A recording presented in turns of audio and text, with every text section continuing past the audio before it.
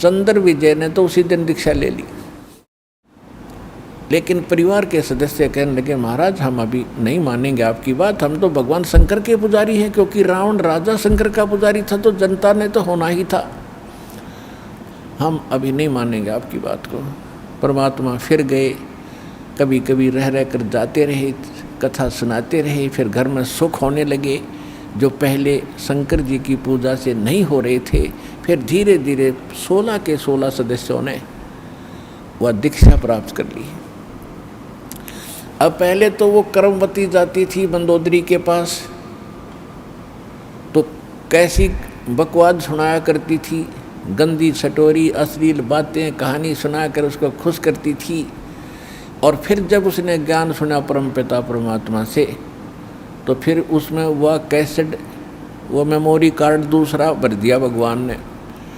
अब फिर वो लगी बोलने ये राम कथा अमर कथा, ये परमात्मा का ज्ञान सुनाने लगी।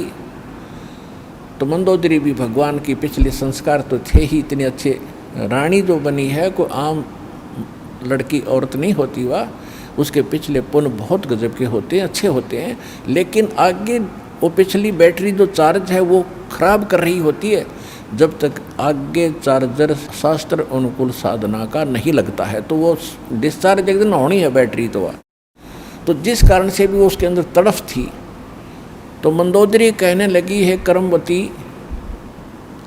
तेरे अंदर तक गोबर भरा था सारा, और तू तो सारी बकवाद सुनाया करती थी, और ये अच्छी बातें तेरे अंदर किसने फीड कर दी, मैंने उस आदमी का नाम बता, तेरे को तो सुधारना बड़ा मुश्किल था, और तू आज इतनी बड़ी आवाज़ बता भगवान के सत्र की, मैंने ये बता किसने भरा तेरे अंदर ये अच्छा माल। तब उसने बताया कि हमारे घर एक ऋषि आते हैं, उनका नाम मुनिंद्र जी है, और बहुत अच्छी कथा सुनाते हैं, उनके मुख से सुन लोगी तो रानी आप तो गदगद हो जाओगी। तो मंदोदरी ने कहा कि अब के जब तेरे गुरुजी आवे तो मेरे पास बुला के लाना। परमात्मा ने जाना ही था।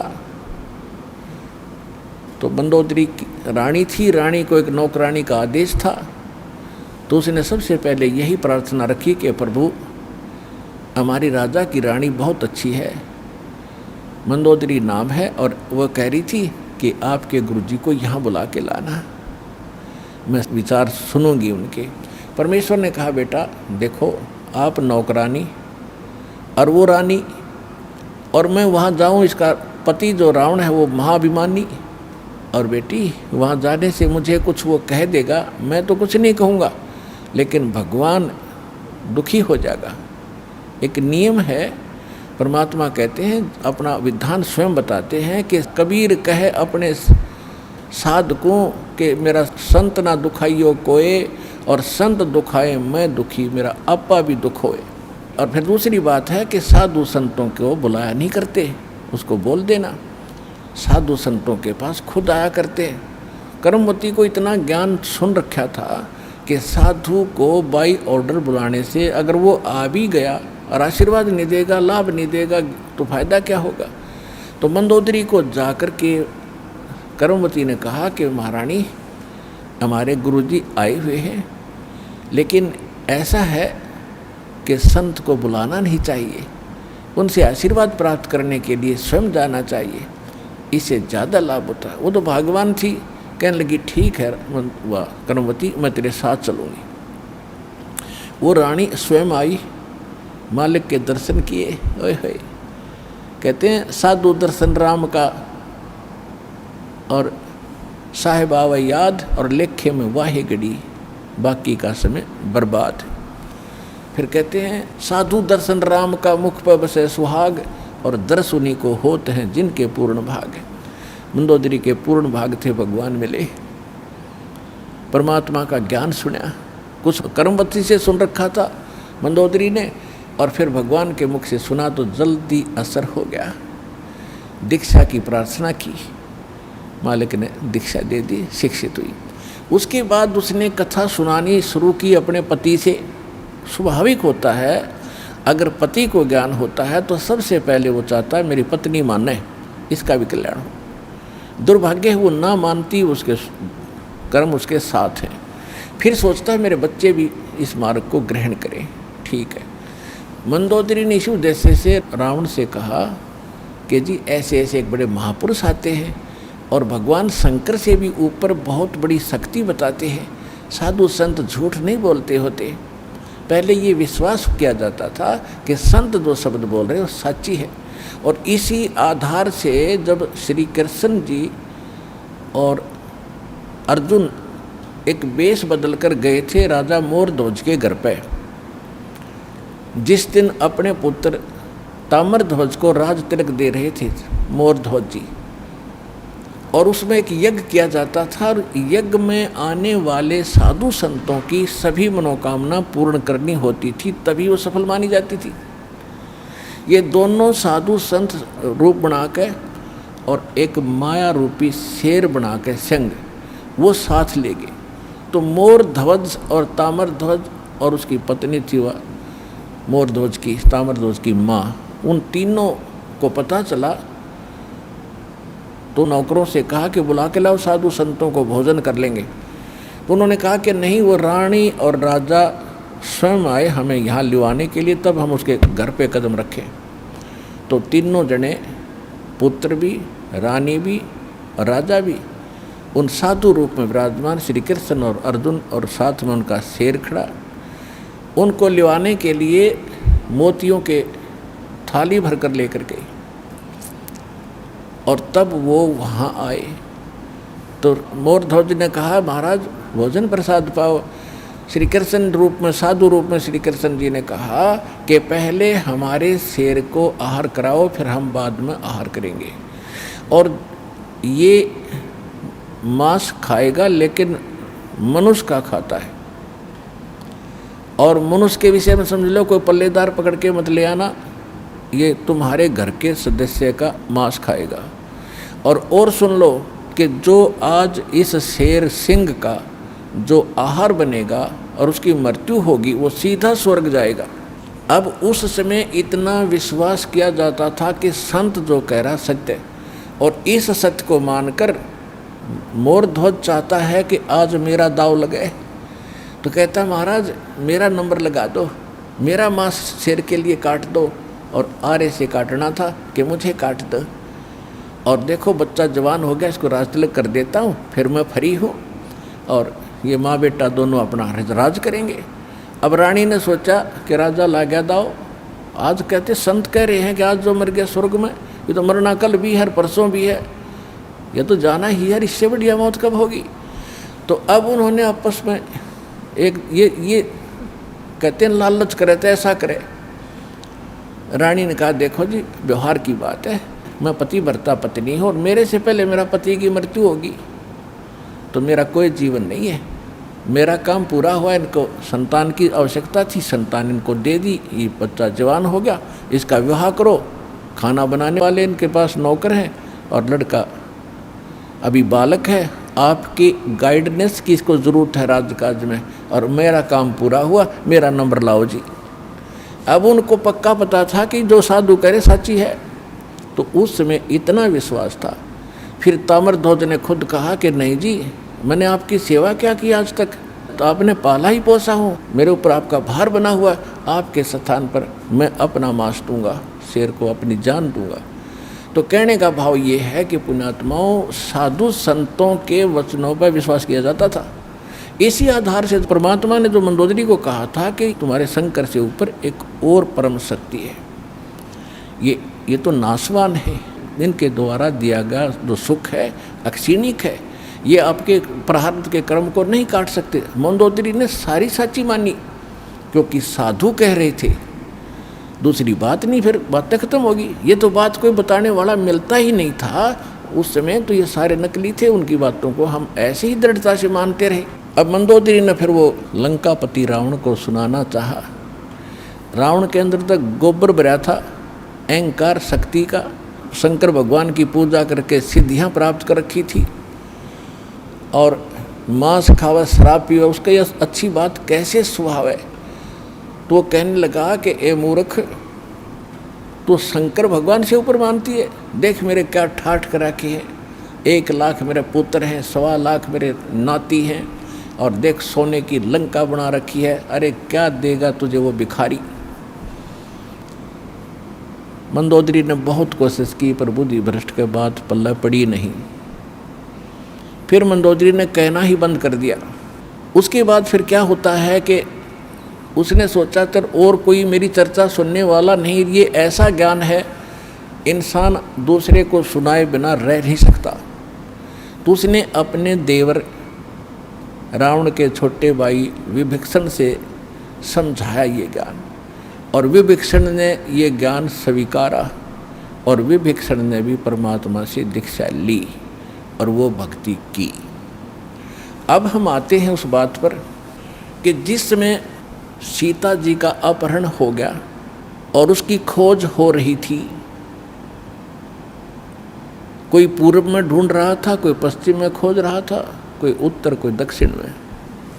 जैसे किसी की गाय गुम हो जाए, कोई इधर घूम रहा है, कोई इधर ढूंढ रहा है, कोई ऐसे हो रहा, ऐसी दशा थी। अब यहाँ इस कथाओं से आपको बहुत सा निर्णय मिलेगा, और आपने ये कथा खूब सुन रखी थी पर इनका निष्कर्ष नहीं निकाला था। अब जैसे जड़ी बूटियाँ रखी हैं और उनकी गुण भी लिख रखे हैं, बड़ी अच्छी हैं, लेकिन उनसे औषधि बनाने वाला जब तक नहीं मिलेगा तो उन जड़ियों से क्या लाभ है, उनके ज्ञान से भी, उनकी कथाओं से भी। आपने ये भी सुना होगा कि जिस समय श्री रामचंद्र जी की सीता उठा ली गई थी और वो पेड़ पौधों से भी लिपट लिपट कर पूछ रहे थे, डकरा रहे थे, रो रहे थे, पशुओं से भी गले से मिलकर पूछ रहे थे, आपने मेरी सीता देखी। आकाश से कहते हैं भगवान शंकर और पार्वती ऊपर से देख रहे थे कि नीचे कौन रो रहा है। तो भगवान शंकर ने उनको प्रणाम किया ऊपर से ही, क्योंकि ब्रह्मा विष्णु शिव ये 3 भाई हैं। ब्रह्मा जी बड़े हैं, विष्णु जी बीच वाले हैं, शंकर जी सबसे छोटे हैं। और पार्वती जी तो शंकर भगवान को सुप्रीम पावर मानती थी, एक तो पति परमेश्वर, फिर महादेव नाम से जाने जाते थे।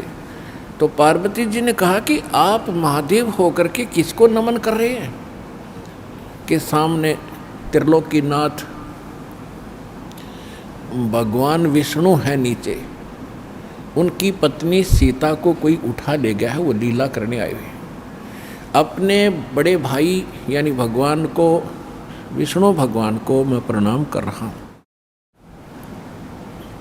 अब पार्वती जी ने सोचा कि भाई भगवान रोए, ये दोनों बात नहीं हो सकती। ये रामचंद्र दशरथ पुत्र है, ये रो रहा है, भटक रहा है, इसको आप परमात्मा कह रहे हो। भगवान शंकर बोले पार्वती आप नहीं जानते, ये सचमुच ऐसा ही है, इनको अब नहीं कोई पहचान पा रहा है। तो पार्वती ने कहा कि मैं परीक्षा लूँगी और सीता रूप बना कर जाऊँगी, यदि ये मुझे पहचान लेगा तो मैं मान लूँगी वो भगवान है, और नहीं तो मैं कतई नहीं मानूँ। तो भगवान शंकर ने कहा कि यह गलती मत करना, यदि तूने सीता रूप बना लिया तो तू मेरे काम तो गई, तू मेरे बड़े भाई की पत्नी का रूप बनाओगी तो मेरे लिए पत्नी रूप में स्वीकार्य नहीं रहेगी, तो माँ के तुल हो जाएगी। उस समय तो पार्वती ने कहा कि ठीक है, नहीं मैं नहीं जाऊंगी जी। अब शिव जी गए सैर सपट्टे को, और आदत है ये, इस मन का स्वभाव है कि क्या पता चलता, अभी 2 मिनट में परीक्षा लेकर आती हूँ। सीता रूप बनाया, रामचंद्र जी के सामने खड़ी होगी जिधर से रास्ते में खोजता हुआ जा रहा था। रामचंद्र जी ने कहा कि हे दक्ष पुत्री माया, हे राजा दक्ष की बेटी, आप भगवान शंकर को कहाँ छोड़ आई, अकेली कैसे वन में। तो शर्मिंदा हुई और कहा कि सचमुच शंकर भगवान जी आपको ठीक ही प्रणाम कर रहे थे, नमन कर रहे थे, आप तो सचमुच भगवान हैं। अपने आत्मा यहाँ देखना एक पॉइंट सोचने का है। श्रीमद् भगवत गीता अध्याय नंबर 7 के श्लोक नंबर 6, 7, 8 में स्पष्ट किया है कि ये काल बोलता है गीता को, जो ब्रह्मा विष्णु महेश का पिता है। ये कहता है कि अर्जुन, बुद्धिमानों की बुद्धि और बलवानों का बल मेरे हाथ में है। जब चाहे स्विच ऑन कर दूं इनकी बुद्धि का, और जब चाहे ऑफ कर दूं। जैसे महाभारत के अंदर अर्जुन को ताकत दे दी और लाखों लोगों का नाश कर दिया उस काल से प्राप्त शक्ति से, और फिर वही अर्जुन जब श्री कृष्ण जी का निधन हो गया था, हत्या हो गई थी और सारे यादव आपस में लड़ मरे थे, उनकी पत्नियों को लेकर आ रहा था। रास्ते में जंगली लोगों ने, भीलों ने अर्जुन को पीटा, लूटा, और वही धनुष जिसे महाभारत का युद्ध जीता था वो साथ लिए हुए रहता था उसको, और उस दिन उसके हाथ नहीं उठे, खड़ा खड़ा कांपा वो। जब सारा काम हो लिया, वो भील भ्याल पीट कर लूट कर कुछ औरतों को भी ले गए और चले गए, तब अर्जुन कोस रहा श्री कृष्ण जी को कि श्री कृष्ण बड़ा धोखेबाज था, इसने हमारे साथ बड़ा धोखा किया है। पहले तो मुझे शक्ति दे दी और ना जाने कितने जीवों का नाश करा मैंने, और आज मैं खड़ा खड़ा पिट रहा हूँ, वही अर्जुन हूँ और वही गांडीव धनुष है मेरे पास, आज ये मेरे से प्रतिज्ञा भी नहीं चढ़ाई जा रही इसकी। तो परमात्मा आपने बताया कि ना श्री कृष्ण धोखेबाज था, ये सारे इस काल के अधीन हैं, इसके रिमोट से चलते हैं। तो उसी ने, काल ने जब विनाश कराना था महाभारत का, तो अर्जुन को ताकत दे दी और फिर वापस ले ली, उसने अपना काम करा दिया जो करना था नाश। अब अर्जुन कितना पिट्टो। इसी प्रकार ये कहता है बुद्धिमानों की बुद्धि मेरे पास है। अब जब श्री रामचंद्र जी की खुद पत्नी गुम थी, हाँ उसका तो पता नहीं उसने कौन उठा लेगा, ढूंढते फिर जैसे गायें गुम हो जाया करे। हर वह पार्वती पछाड़ दी, तू तो पार्वती है, सीता नहीं है, तो वहाँ उसकी ऑन कर दी और फिर ऑफ कर दी, अब खा धक्के। अब क्या होता है, अब हनुमान जी ने छलांग लगाई, एक सिद्धि है जो आकाश में उड़ जाने की प्राप्त हो जाती है। आकाश मार्ग से जाके वो लंका में प्रवेश हुआ हनुमान जी। उनको कुछ आभास हो गया था, किसी जटायु नाम के एक पक्षी ने बता दिया था कि लंका का राजा रावण उठा कर ले गया, इसलिए वहाँ जाने की और किसी में हिम्मत नहीं थी। सूरवीर बलवान थे, हनुमान जी ने कहा कि मैं जाऊँगा तो कुछ ऐसी निशानी दो मुझे ताकि मुझे पहचान सके कि मैं ऐरा गहरा व्यक्ति नहीं हूँ, मुझ पर विश्वास करे माता। तो कहते हैं रामचंद्र जी ने अपनी छाप दे दी, अंगूठी निकाल के उस पर नाम लिखा था उनका, और उसको सीता खूब पहचानती थी। उधर से सीता को घना दुखी कर ही रखा था, सता रखा था रावण ने, एक नौलखे बाग में छोड़ रखा था और उससे रोजाना यातना दिलाता था और अपनी पत्नी बनने की स्वीकृति वो उससे करवाना चाहता था, वो उसने स्वीकार नहीं की। और रावण को एक श्राप लगा हुआ था कि तू कभी किसी औरत के साथ बलात् नहीं कर सकेगा, स्वेच्छा से कोई संपर्क हो तो वो अलग बात है, लेकिन तू किसी का ऐसे ज़बरदस्ती नहीं कर पाएगा, नहीं तो गल जाएगा तू। इस डर से वो ज़बरदस्ती नहीं कर पा रहा था और उधर से उसको पीड़ित कर रहा था कि स्वयं यश कर दे, लेकिन वो सीता ने नहीं किया था। एक वृक्ष के नीचे बैठी थी और अपने कर्मों को कोस रही थी। छोटा सा रूप बनाकर एक बंदर का हनुमान जी उसी वृक्ष के ऊपर बैठ गए थे। यातना देने के लिए औरतें आई थी तो भी उसने देखा था। जब वो चली गई उसके बाद फिर हनुमान जी ने ऊपर से वह अंगूठी डाल दी। वो तो राजदूत बनकर गए थे। जब अंगूठी देखी सीता ने तो आपने कथाएं खूब सुन रखी हैं, ज़्यादा ना सुनाऊंगा, तो उसने सोचा कि ये बंदर अंगूठी उठा कर लाया तो मेरे पति की मृत्यु होगी। तो उसने पूछा, तो फिर वो नीचे आया, अपना थोड़ा ठीक सा रूप बना के खड़े हो गए और कहा, माता मैं ऐसे ऐसे रामचंद्र जी ने भेजा हूँ और ये कहानी है। अब कहने का भाव ये है कि वो जो कुछ भी उसने उद्मस्ताया हो तो आपने पता ही है, हनुमान जी ने नौलखा बाग भी उजाड़ दिया उसका और सारा कुछ कर दिया। क्योंकि आज कथा का विषय कुछ अन्य है, इसलिए यहाँ लंबा प्रकरण नहीं करूँगा। तो उसमें हनुमान जी ने कहा कि माता मुझे भूख लगी है। तो उसने कहा, इस बाग के किसी वृक्ष के फल को तोड़ के मत खाना भाई, नहीं तो मेरी पिटाई होगी। मेरे को आदेश है कोई फल गिर जाए तो खाना, तो टूटा हुआ अपने आप तोड़ के नहीं खाएगी। तो हनुमान जी का उठा गुस्सा, उसको गुस्सा हुआ।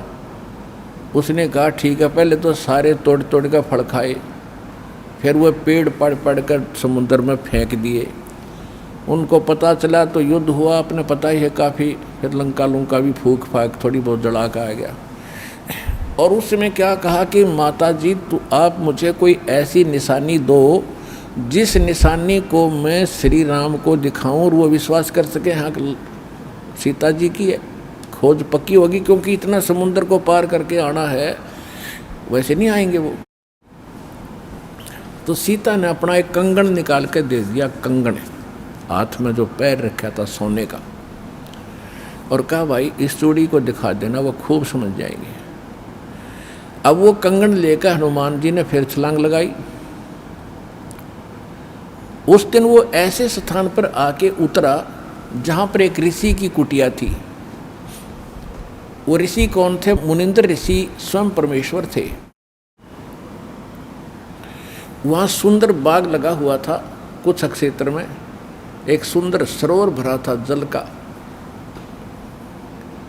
तो सुबह सुबह का समय था, हनुमान जी ने सोचा कि बहुत मनोरम स्थान है और यहाँ कुछ स्नान करूँगा, सामने बाग सुंदर फलों से लदपद है, आहार करूँगा और फिर ऋषि जी भी साथ में हैं, इनके दर्शन करूँगा, पहले स्नान कर लेता हूँ।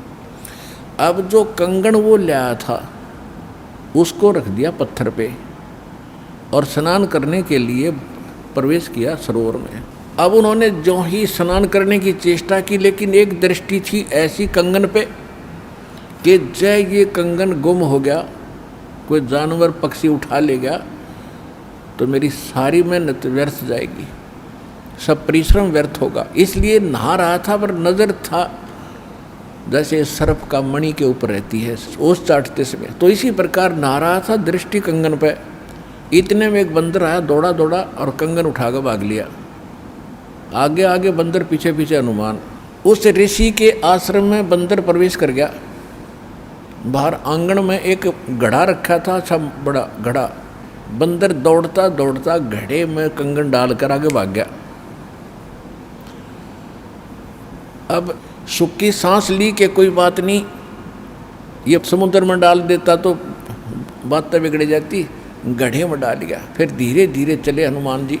पहले गड्ढे में देखा उसने, ऋषि को तो पीछे प्रणाम करना था, तो घड़े में क्या देखा कि घड़े के अंदर ऐसे ऐसे कंगन हजारों की संख्या में पड़े, सेम टू सेम। अब उसने सोचा भाई मैंने तो इतनी पहचान नहीं, कोई कंगन कौन सा है।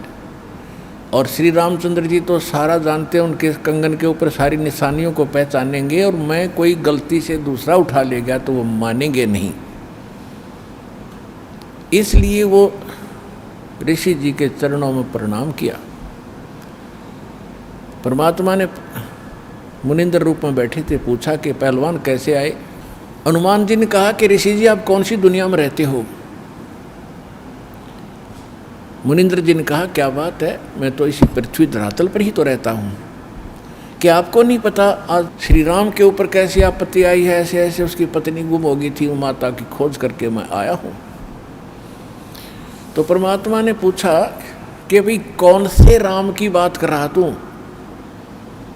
वो कहता है अच्छा कमाल करते हो ऋषि जी, आपको यही नहीं पता राम कौन है।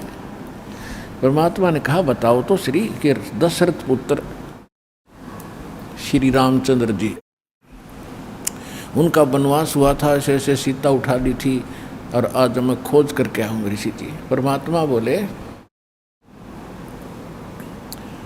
कि ऐसे ऐसे 30 करोड़ राम हो लिए तेरे, और तेरे जैसे हनुमान यही लीला करते रहे। तो हनुमान जी ने सोचा कि ऋषि के साथ ज़्यादा बहस करना उचित नहीं और अपना काम करूं और चलूं। कहने लगे ऋषि जी और बात छोड़ो आप, कि मेरे सामने एक समस्या आ गई है कि ऐसे ऐसे मैं कंगन लाया था माता के हाथ का, और वो कंगन मैं स्नान कर रहा था, एक बंदर ने उठा के आपके घड़े में डाल दिया। तो परमात्मा बोले ले जा कंगन भाई, जा फिर अपना कर काम, जाओ हनुमान जी ले जाओ कंगन, निकाल ले जाओ, करो जो तूने करना। कहने लगे जी समस्या ये है कि इसमें और भी बहुत से कंगन पड़े हैं और इन कंगनों में पहचान नहीं कर पा रहा हूँ मैं, मेरा वो भगवान सीता जी वाला कौन सा है। परमात्मा बोले रे भले आदमी तुम लाने वाला और तुझे पता नहीं तो मैं क्या बताऊँ, फिर खोज ले कौन सा है तेरा।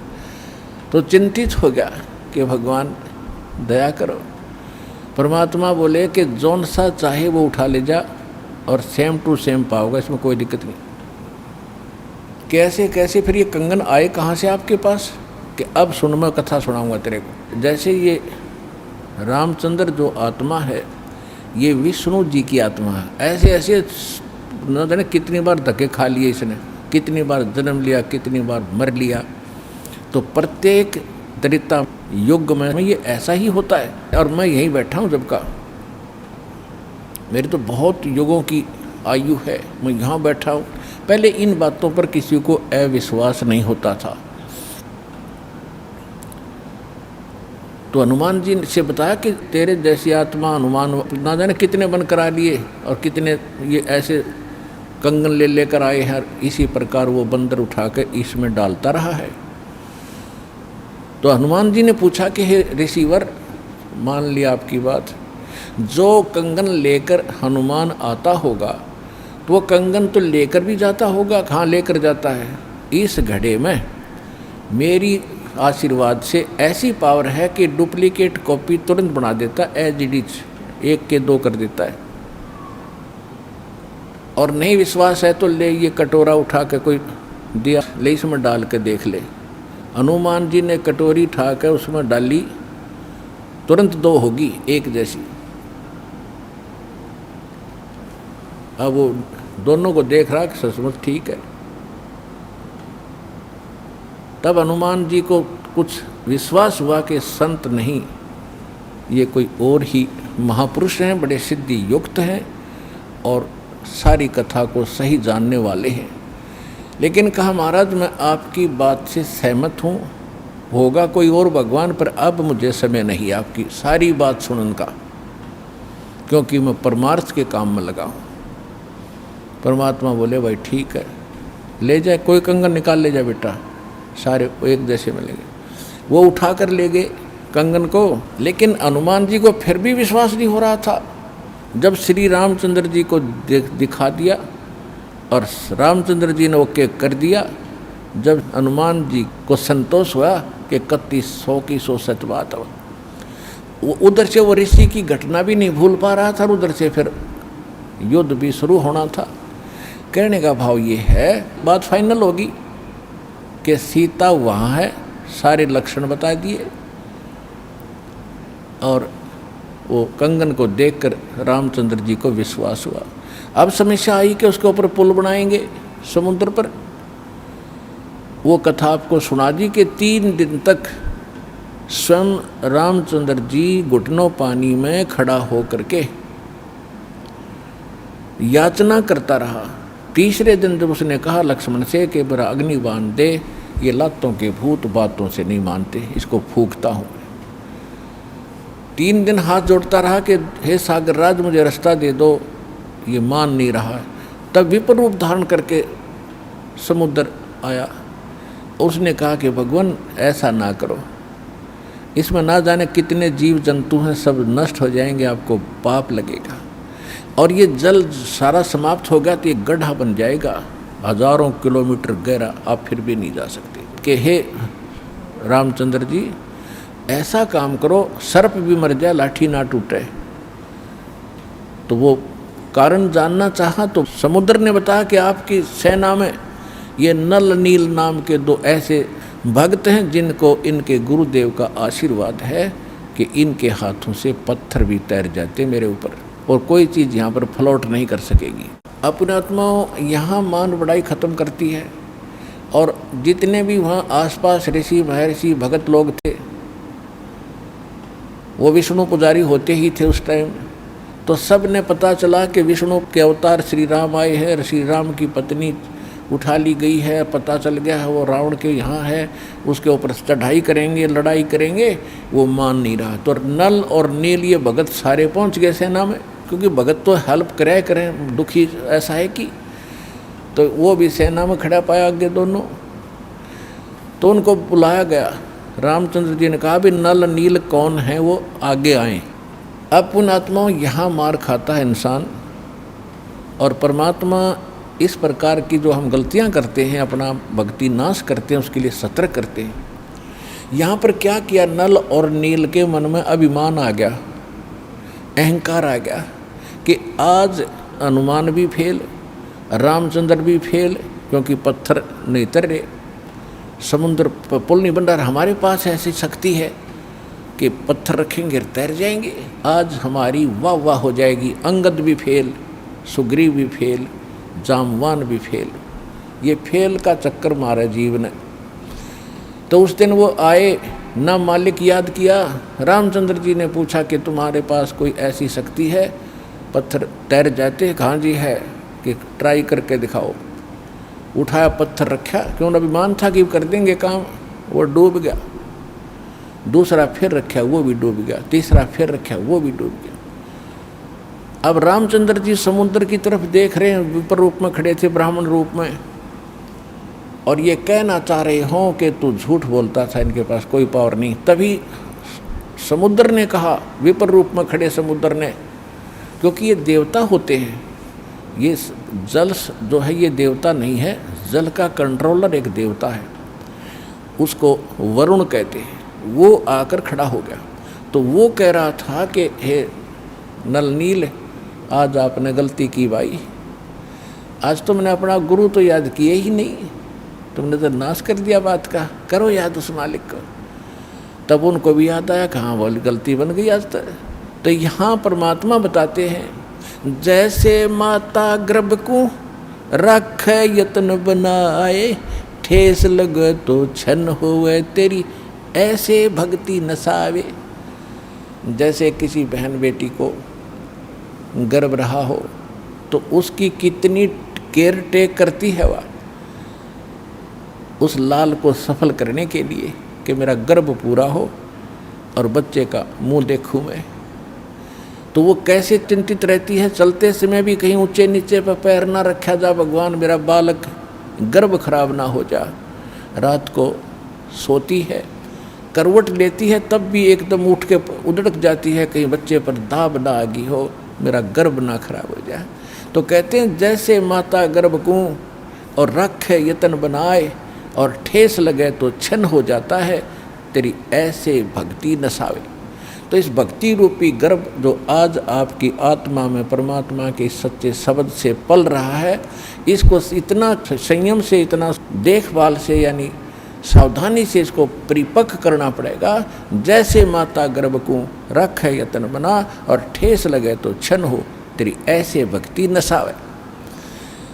तो छोटी मोटी हम गलती कर देते हैं लापरवाही में, क्योंकि हमने इस लाल की कीमत का नहीं पता, जो आज हमारी आत्मा में सत भक्ति रूपी जो मालिक का मंत्र से गर्भ रह रहा है, यानी आत्मा प्रफुल्लित हो रही है, जो भक्ति रूपी जो लाल हमारे अंदर बन रहा है, इसको ऐसे संभाल के रखना है, ना अभिमान करना है, कोई मर्यादा भंग नहीं करनी है, नहीं तो फिर नुकसान हो जाएगा, आपकी भक्ति नष्ट हो जाएगी। अब उन्होंने परमात्मा को याद किया, रे नल नील यतन करे हार, तब सतगुरु से करी पुकार। रे नल नील यतन करे हार, तब सतगुरु से करी पुकार। जा सतरे खोलखी अपार सिंधु पे सिला तराने वाले। जा सतरे खोलखी अपार सिंधु पे सिला तिराने वाले। धन धन सतगुरु सत कबीर भगत की पीड़ मिटाने वाले। धन धन सतगुरु सत कबीर भगत की वो पीड़ मिटाने वाले। नल नील ने जब याचना की हृदय से, हे भगवान गलती बन गई, आपके हाथ में इज्जत है हमारी। तो उसी समय परमात्मा वहाँ प्रकट हो गए। थोड़ी सी दूरी पर सब ने देखा कि वो कौन आ रहा सामने। नलनील ने भी देखा, ये तो मेरे गुरुजी आगे, हमारी पुकार सुन ली इन्होंने। जब मुनिंदर जी निकट आए, सभी ने दंडवत प्रणाम किया, श्री राम ने, हनुमान ने, सब ने। हनुमान जी ने देख लिया, बाबा जी तो वही है भाई, ये तो बिल्कुल सही, ये तो शक्तिशाली ऋषि हैं। लेकिन उस समय और वार्ता करने का समय नहीं था। जो समस्या थी वह उनके सामने अड़ी हुई थी। तब श्री रामचंद्र जी ने मुनिंद्र ऋषि से अर्ज की थी, भगवान आज हमारे सामने ये समस्या आई है। अभिमानी रावण हमारी याचना नहीं मान रहा है। हमने उसे खूब दूत भेजकर, अंगद को, हनुमान जी को, सबको भेजकर उससे प्रार्थना कर ली है, इसको लौटा दे मेरी पत्नी को। वो माना नहीं। अब नहीं माना तो हमने युद्ध करना पड़ेगा और उसके लिए रास्ता चाहिए समुद्र पर। समुद्र रास्ता दे नहीं रहा। इसने विधि बताई कि आपके शिष्यों के पास यह शक्ति थी। मेरा दुर्भाग्य कि आज इनके हाथों में भी शक्ति नहीं रही। तो परमेश्वर ने कहा कि आज के बाद इनके हाथों में यह शक्ति रहेगी भी नहीं। इन्होंने बहुत बड़ी गलती की है, जो मैं रोज़ बताता हूँ कि अभिमान से भगवान कोसों दूर है। और इतने दिन के बाद इतना दुख था इनके ऊपर, इन्होंने फिर बकवास कर दी। अब इनके पास यह शक्ति नहीं रही।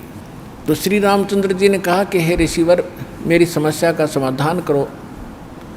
जब आप अपने बच्चों को, अपने शिष्यों को आशीर्वाद दे सकते हो शिला तराने का, तो आप खुद भी कृपा बरस सकते हो, मेरे लिए लंका में जाने का रास्ता बना दो। तब परमेश्वर ने कहा ठीक है भाई, मेरा वचन है तेरे बाप तय। परमेश्वर ने कहा था कि तेरे बाप से मेरा वचन है कि तेरा पुल बनवाऊंगा।